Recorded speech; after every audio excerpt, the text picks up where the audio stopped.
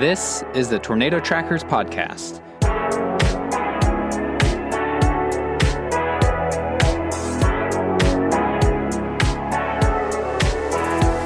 The Tornado Trackers are storm chasers Jeremy Heyman, Jeff Mangum, and me, Gabe Cox.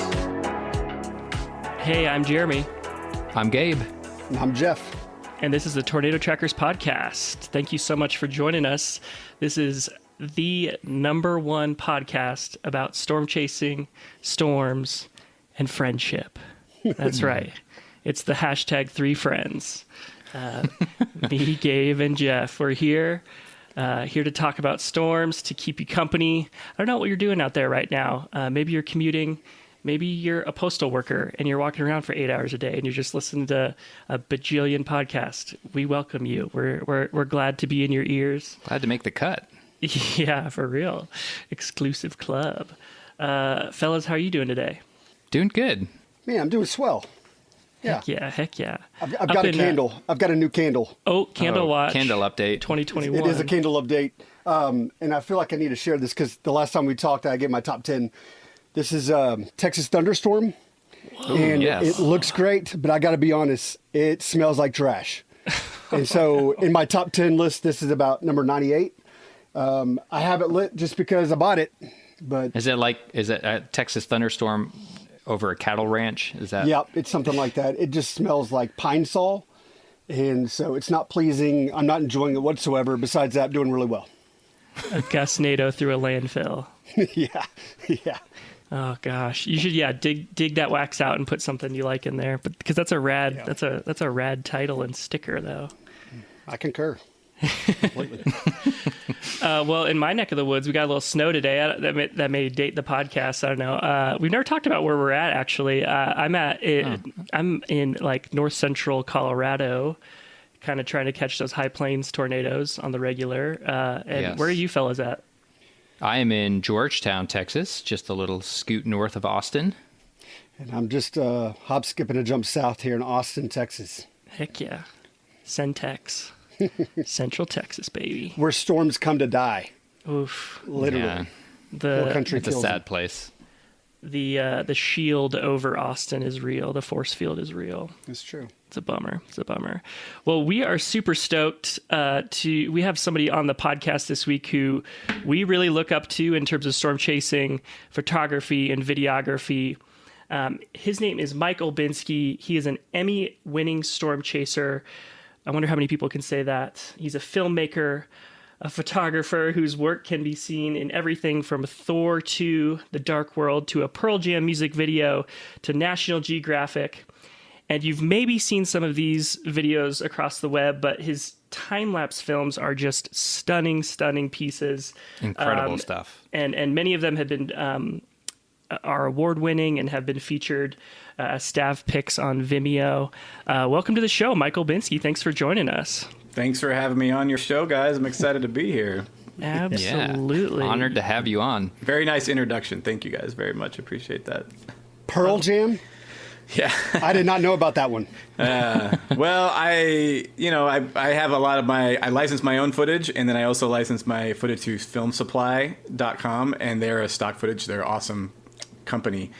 And they, I think, licensed all the footage for the Pearl Jam video that they did that last year. So it was me along with like 10 other Film Supply contributors that had their footage in it. So that was really cool. That's That's rad. pretty awesome. And did you say what song Pearl Jam for the video is from? Oh my gosh. I can't remember. We all know the one that matters most to you is the Thor. The Thor one, yeah, it's good. Yeah. Yeah, I always to tell people because the you want to get paid for when you license your work. You don't want to give stuff for free. And when Marvel asked me about that, and I was in my head, I was like, I'm going to pay off my student loans with this. This is great. I'm going to get like 30, 40 grand. And then they offered me like $1,000. And I also, and that was almost 8 years ago, 7.5 years ago. So I didn't know as much as I know now. And I'm like, oh my God, like, can we at least do 5? Like, let's go or something. And it's never good to, be cheap on your work. But when it's in a movie like Thor 2 and your name's in the credit, the street cred and all that is actually been pretty nice. So it's been kind of worth whatever they were going to pay me to be in. Yeah. it. Did So, you want to stand up in the middle of that movie and just... yeah, I was literally That's sitting there me. like this because I didn't know where it was or anything. And I had friends, a friend or two in like England or Europe, one of the countries out there, saying, "Hey, Mike, why is your name in the credits of Thor 2?" And it was on like a Tuesday or a Wednesday before it came out here, so I didn't even know it made it or where it was. So we were watching the movie. I got like 7 friends, and we all went on the Thursday night opening.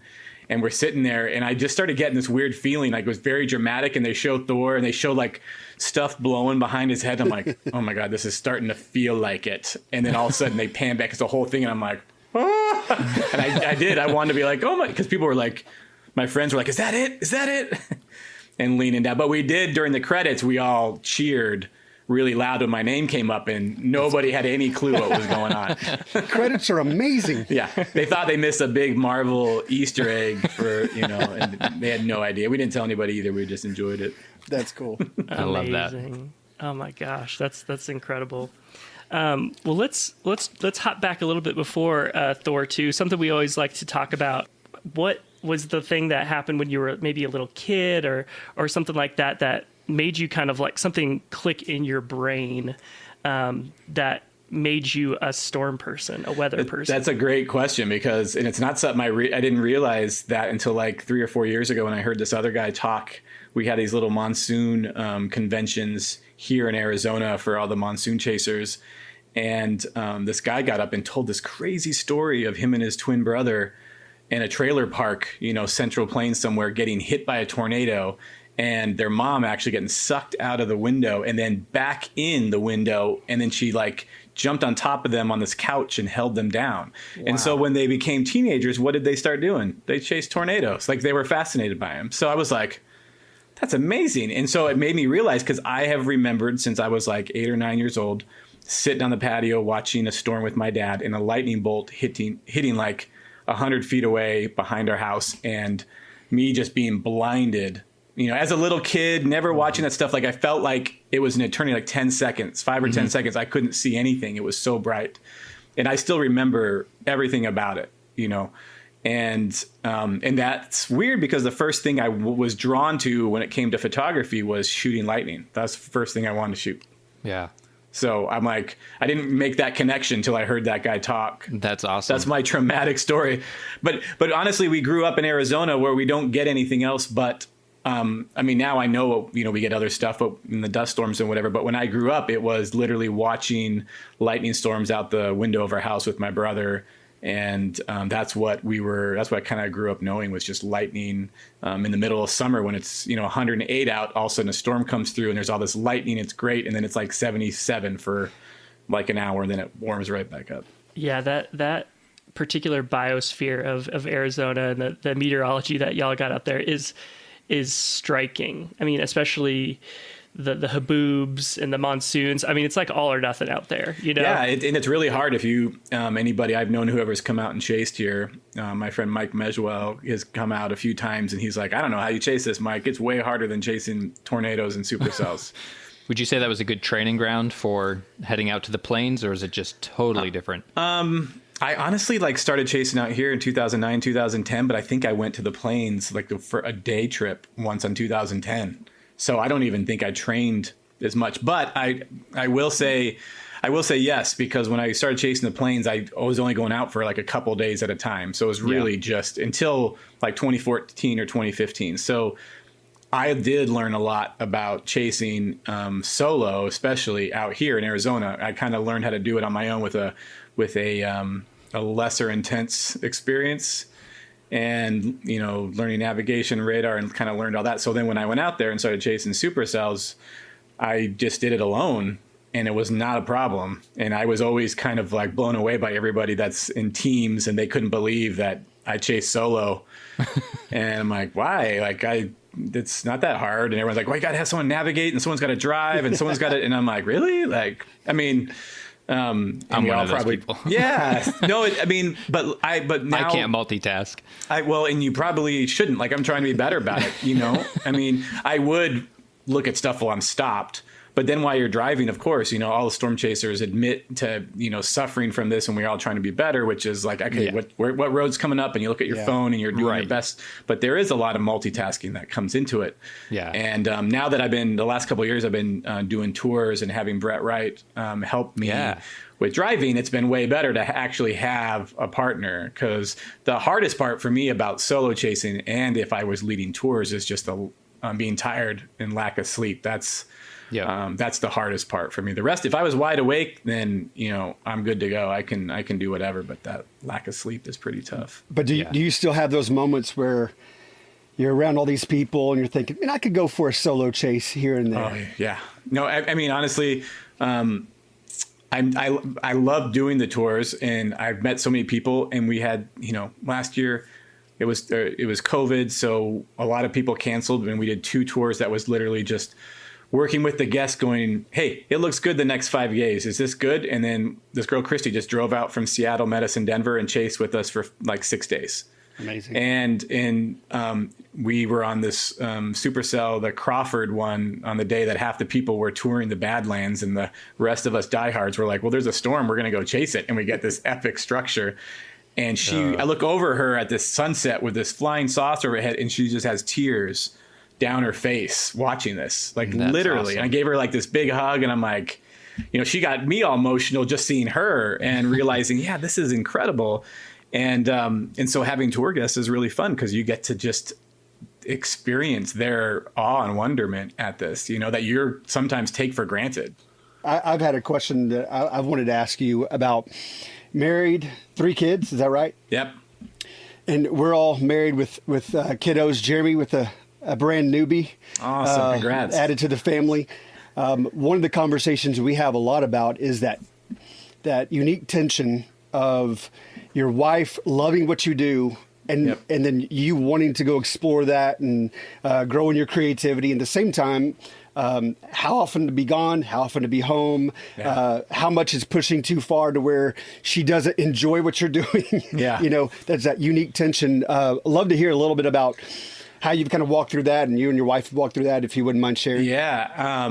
It's a very good question. And I actually sometimes am like, oh, of course, all these guys are single. They can do whatever they want. They live out of their car for 3 months and chase every single storm. And I'm sitting there going, I can't do that. Yeah. I would, but it was definitely difficult early on with, I think the biggest problem, or not a problem, the biggest thing, conflict, was us not listening to each other and not understanding each other.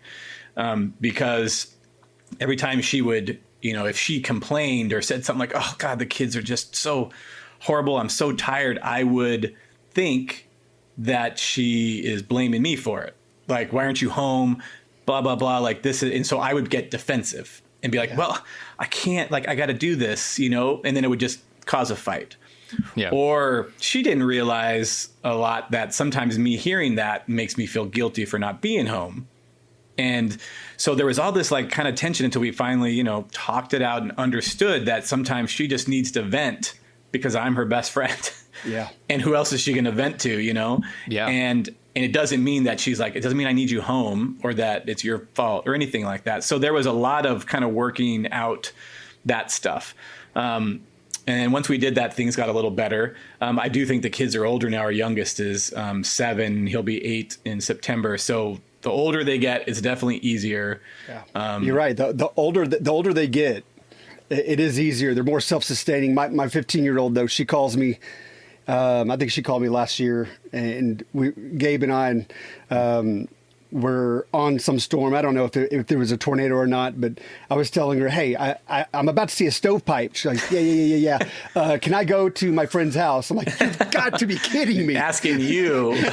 Like, where's mom? Yeah, that's not good. There's so much there, like life encapsulated in the chase and in everything you just said, and I'm reminded of a really wonderful video you put out. I think it was a year ago or 2 years ago about the disappointing nature of storm chasing. Yeah. If you haven't seen it out there, get on Mike's YouTube page and watch it. It's like 25 minutes long. Well worth your time. Tons of awesome other storm chasers are on there sharing their stories. But Mike, if just like in a nutshell, if you could share like what prompted you to make that video, and like what was the heart kind of that you wanted to express? Yeah, so it's called The Pain of Storm Chasing, and everyone talks about all their regrets they have and things they've missed, and it was whenever the Carpenter Day was in North Colorado, like 2017, I think it was June 12th. I won't forget it, and that was so going back to family and kids and that stuff. I had been gone chasing for like 10 or 12 straight days, and then drove all the way home from Montana, all the way home to Phoenix. And on my way down, someone messaged me and says, "So Mike, we're going to see you in Colorado tomorrow." I'm like, or in 2 days, I think it was Sunday, like in 2 days. And I'm like, what? I don't want to even know. I don't want to look. And then I see that enhanced risk like setup starting to happen. And I said something to my wife, like, I need to tell you something. She's like, let's just enjoy tonight and you can tell me tomorrow or whatever. And I'm like, I got to leave. Like, I've been gone for 12 days, came home, and then I had to leave the next day. And so that was like the background of it. And then I get there and I really wanted to target Northern Colorado, but I let, some other chasers and influences kind of bug me because the better tornado chances were probably up more in Wyoming, like Chugwater area. I was kind of after structure more because that was a really bad year for me and time lapse wise with structure. But I could let myself get talked into Chugwater area, went up there. Storm goes up. I meet up with Daniel Shaw and Greg Ansel, two great friends of mine. And then we start chasing that storm, and I just start following them mindlessly because I'm just like, we got to go after this. And we're driving across dirt roads and back roads. And I'm like, after a little bit, I'm like, why am I chasing this storm? It does not look good. Ugh. And by the time I get across all this desert, I start seeing the photos from south where I would have been targeting. And I see the tornadoes, and I see the like supercell mothership, like kind of structure. Oh, no. And I just was like, angry. I parked the storm that I was chasing just was garbage, and when it just goes off and I pull off the side of the road, I'm sitting there crying, like banging my like fists against the car. Like, I'm like, why am I freaking here right now? Like, I just drove all this way gone for 12 days, flew back out, rented a car, and I sucked it up and failed my family, failed, like it just everything in my head. Like, I was here to get what I wanted and I couldn't even do that. Like, I missed it. And so I was just angry. But then I look down the road like a quarter mile and I see all of Roger Hill's tour vans there. And I always feel like you'll hear me tell the story or something sometimes. Actually, I think I told that on the Pain of Storm Chasing video. But it wasn't anything bad about Roger Hill. It was just like, I see a legend, Roger Hill, sitting there with his tour group in the same boat I am, probably just as angry as me. And he's been doing it for so long. It just proves that any of us that are really good at this just pick wrong because the weather sucks and the weather is going to do what it wants, and you can make us all look stupid. So it gave me a little bit of, like, okay, if Roger Hill can miss that, and a lot of people missed it too. A lot of people got down there way late and had to bust through like baseball size hail just to get back south of those storms. But I'm like, hey, you know what? Instead of driving back to Denver, just calling it quits, I drove back out in front of those storms for like an hour and a half, and I had a great freaking night, And so there's that crap. Everybody does it. All the best and all the worst or whatever. Everyone misses everything. So it's kind of nice when you hear other people talk about it. It still doesn't always help anyway. In the midst of it, you're like, I know that I'll feel better about this in a week, but right now it hurts real bad. Yep. Yeah. The soul is dead when those things happen. It is one thing to miss the storm. It's another thing, though, when you see that others have missed the storm. There's some kind of misery loves company kind of reality there. Yeah, it's more if you're really just out to just kind of have fun and stuff. It's not the worst thing in the world, but when those couple years, I'm like trying to get footage of tornadoes. I'm trying to get structure stuff because I want my time-lapse films to be the best that they can be or the best that anyone sees. And so I can't get it with crappy subpar footage. I need the best. So when you know that you missed that and you've had a bad year kind of thing, it's just eats you up. So it was more of, I still have fun doing it, of course, but it's still like I have like a goal in mind and I just didn't, achieve it. And so that's Those are some real emotions. Like I 100% connect with that. Like especially with like the family back home, kind of waiting on like how did they do? Like, spending so much time away from home, you better have something good to show me. Exactly. I think we're past that now. Like it doesn't. My wife is just like, come home. Like I don't care. Like she know. Like after a while, you're like, I'm starting to try to get to that point where I'm like, I don't care if I miss it. You know, I've got a lot of good stuff, and I'm going to miss stuff, and I'm going to try not to be. And that's what I was going to say too. Like just having done it for years, and I was in the same boat as you. Like I want to make a career out of this. So when I miss something, that is like detrimental to my career, not just the chase trip. Yeah. So there's that added pressure. But yeah, same thing. Just the more that I do it, the more years that I chase, realizing like there's always another season. There's always another storm. I'm not alone in missing things. You brought up a storm that I missed last year because I had other obligations that I thought were going to pay for the chase trip, and they didn't. And I missed the supercell that nobody except for you guys had gone and chased because it was supposed to be an off day. Yeah. And I saw it, and I was headed towards it and got called back. And it was just when I saw your photos, I was like, this is But at least you had a little bit of a reason. Like you would have done it if you didn't have this other thing happen. I was like hurting for all the chasers that were like some of the tour groups that were out there that took their people sightseeing the Badlands. Yeah. And if any of them were if any of them were on social media and saw photos of what was happening, they'd be like, hey, why aren't we there and not here? And I would have been like, oh my God, I don't want any part of that. So we've addressed what it means to miss a storm and then the relationship back at home and everything in between. Yeah. What happens when you get that storm, though? Like, it makes it that much sweeter, and even the conversation back home. What's an example of that? I know that we've seen your Wynnewood footage and just kind of stood in awe of it. But is that one of the storms that kind of jumps out when you think about, I got what I wanted? And absolutely. And that's another great story with family and my wife, because that 2 days before that, I was shooting a wedding and in Phoenix, and the next day was Mother's Day. I'm like, it looks like a really good setup the next day. I'm trying so hard to get a tornado on time lapse, because that was 2016. I had not really gotten a tornado on time lapse. And I'm like, if I'm going to do a film this year, it has to have that at the end. Like, it's just, there's nothing if I don't get one, it's a failure. And so I literally said, I got it. And she's awesome. She's like, yeah, if it looks good, you got to go. Even if it's Mother's Day. Wow. And I literally shot the wedding, got done at 9:00, went out to the parking lot, changed, do everything in the 4Runner, and drove to Oklahoma all night. Got out there, and I have a photo of it too. Me, James Langford, and this other guy, David, watching, the best sunset ever with friends that next day on Mother's Day, because it was a total bust. Like, just horrible storms, anticyclonic trash. Like, it was just weird. And we're sitting there watching all this mammatus at sunset, and it was really pretty, but I'm like, this is not where I want to be right now. I want to be home with my wife on Mother's Day. Like, I blew it. I ruined everything. Like this, and so the next day I start driving home, and I'm like, I need to, I can't, I'm not going to go chase this south of Oklahoma City stuff in the trees, even though it's like really good enhanced risk. But I was torn. And I'm driving, and I stop in Altus, and I'm just sitting there going, I cannot decide what to do. And I talk to my wife on the phone, and of course, once again, it's her. And she's just like, hey, you got to do what you got to do. If it looks good, do it. If not, come home, And I'm like, okay. Yeah. And just kind of gave me that, because I feel like I let her down, and I let all of us down, the family, like, this is... Yeah. And so I'm like, okay. And I had somehow still in my head timed it, knowing that I had 2 hours back, and the storm was supposed to go up around like 2 or 3 o'clock. Like, somehow I had it in my head. I'm like, okay, this is do or die.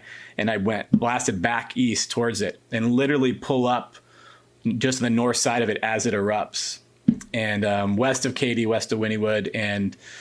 And as I'm almost to I-35, I just see all these cars pulled over, and I see people running across the road. I'm like, what the heck is happening? I turn around, and there's a freaking tornado on the ground. And I'm like, start cussing in the car. I was live streaming. I'm like, Mother, are you kidding me? Rotation. Oh my God!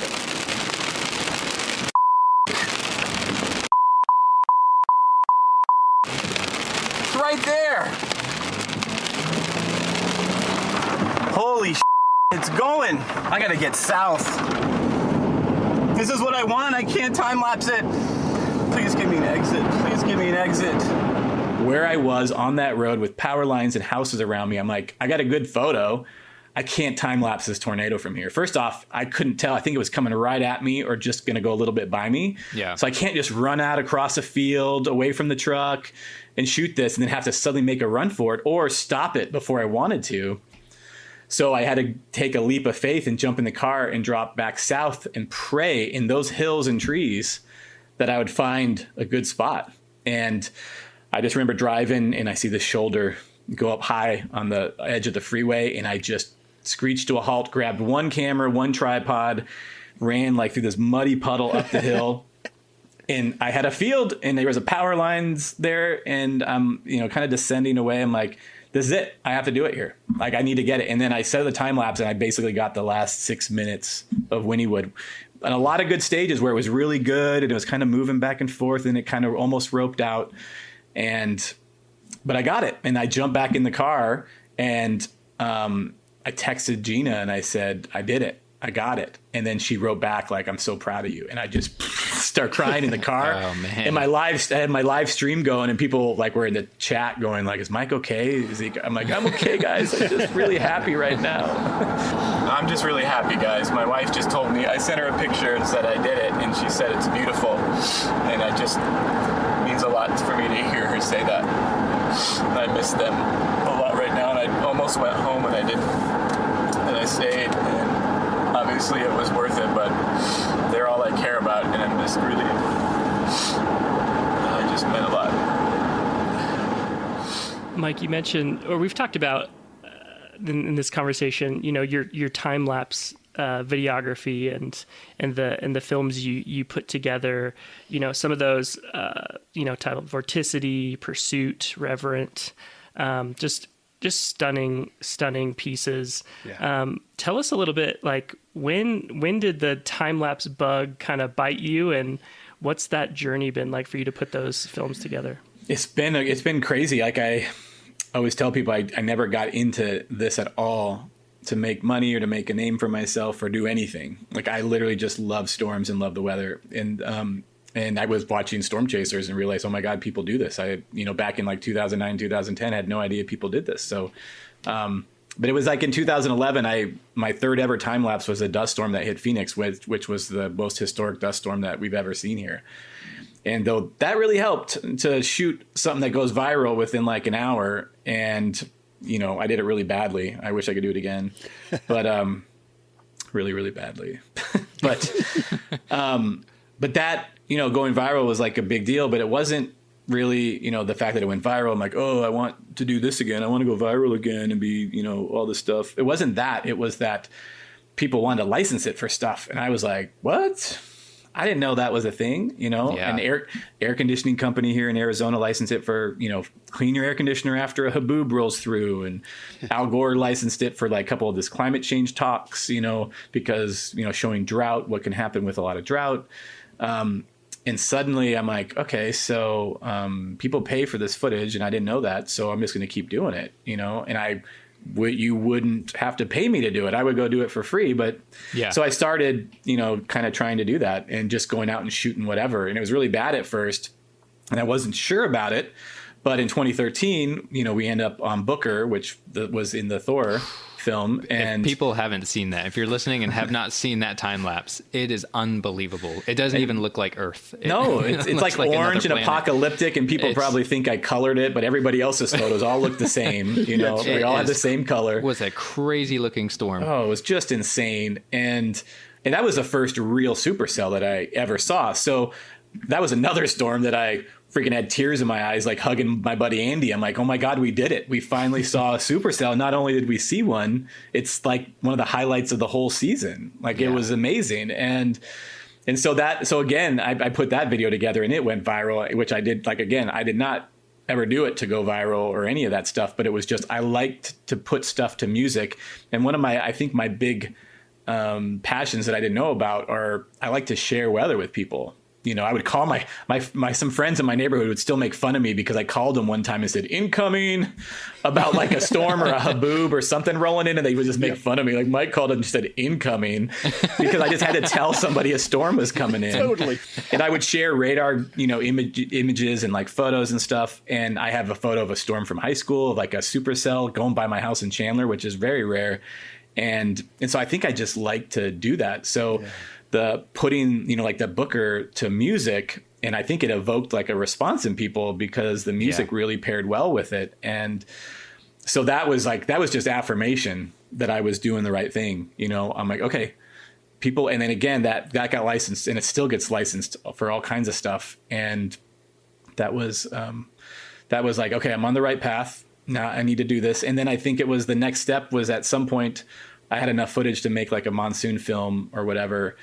Yeah. And what advice would you give to, that person who's got their first camera or even their smartphone and they want to shoot some stuff? Like, what are kind of your like top 3 bullet points for like the people starting out who want to go out and shoot some storms? Well, the first thing is just to get out and do it. Because I didn't learn anything, sitting at home. I did get education from like watching Storm Chasers and some things about, how these supercells move and all that.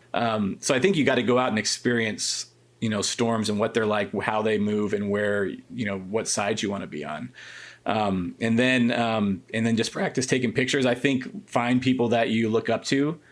So you could scroll through and go, wow, that's edited real nice, or that's really good style.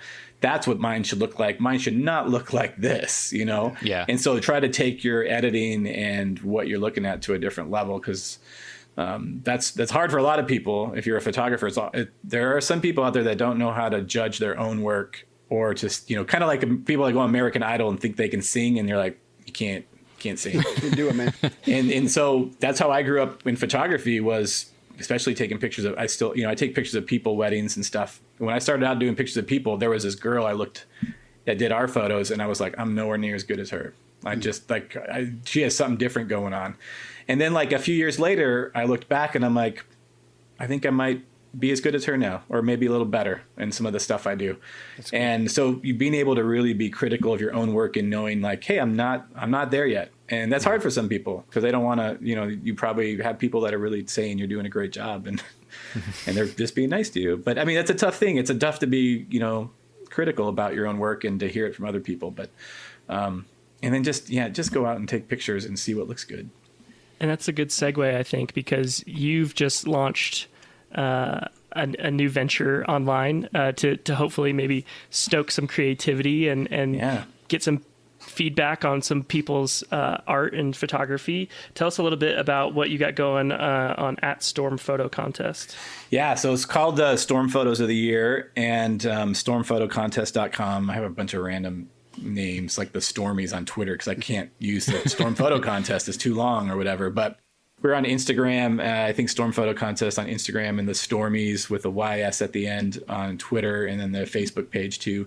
And we're going to try, once we get entries in, we're going to try to, share some of the, our favorites, each day that come in, just to share people's work. And, the whole thing behind it is that we are not doing it for any other like contest, other reasons that contests do it, which is to collect all these images and archive and do stuff with them. We're literally trying to just share the images and get the artist credit, recognition, winning stuff. We got Davis Instruments on where there's gonna be the weather station given away. We got the people that print my metal prints. They gave me 2 free metal prints, so the winner gets their photo on a metal print. Nice. Lightning Trigger guy gave me one. Give me that, and then we're putting up some prize money. And so you actually win something, and then hopefully getting some cool trophies made. I don't know. I cross my fingers, but. It's just, I think it's going to be a really cool, like, honor to like win it. I hope, for people. And so far the people that have heard about it has said, you're doing something really good and you got some great judges that people respect, and they're going to feel like if they win it, it's going to mean something to them. So it opens on February 1st and is open for a month for entries. And I love it. So I'm excited about it. I really am. So I hope it goes good. That's great, man. Awesome. That's exciting. Well, Mike Olbinski, thank you so much for joining us today on the Tornado Tracker podcast. It was so rad to get to chat with you. All three of us, Gabe, Jeff, and I, we are just such huge fans of yours. And it's kind of like movie premiere day whenever you drop a new time-lapse compilation, and we go deep dive text reviews and wow. share now our I'm really favorite nervous shots. about anything I put out. Oh man, no, your stuff is so beautiful and inspiring, and you're just such an awesome I appreciate part it. of this community. You guys, thank you so much. It's so kind. The stuff you're saying is so nice, and having me on, and honestly, like, this is just the fact that I'm sitting here and people like know my work and talk about it, and it inspires them, is mind blowing to me, because I, started off this just to do it for fun. And, but I will say, it's a testament for a lot of people out there when they ask, like, what should I do and stuff. I'm like, find out what you're like psycho passionate about and just go for it, because the only reason I'm good at this or done it is like I'm pretty psycho about it and addicted to it and passionate about it, and I've just like it's fueled like everything I've done. So figure out what, even if it's not, if it's not time lapse, like you like the time lapse stuff, but you're really like, you like being close. I'm like, well, then do that. Like use that and do something awesome with it. So just follow your passion, and it's going to be awesome for you. Great advice. Yeah, that's really great advice. Well, where can people find you across the web? Just my name, Mike Olbinski, YouTube and Vimeo. I have a Patreon page too. I do tutorials when I can, and I do a lot of forecast like posts, but that's about it. My name, you can find me freaking too many places. That's awesome. Well, thank you so much for joining us on the Tornado Trackers podcast this week. The Tornado Trackers are me, Jeremy Heyman, and my two best buddies, Gabe Cox and Jeff Mangum. Find us everywhere on the web at Tornado Trackers. And wherever you review podcasts, drop us a note about your kind of weather story. What made you a weather fanatic, a person who loves storms? We think everyone has a weather story, and we'd love to hear yours, and we might even read it on the show. We think that would be really fun. Thanks again for joining us, and we will catch you in a couple weeks. See ya.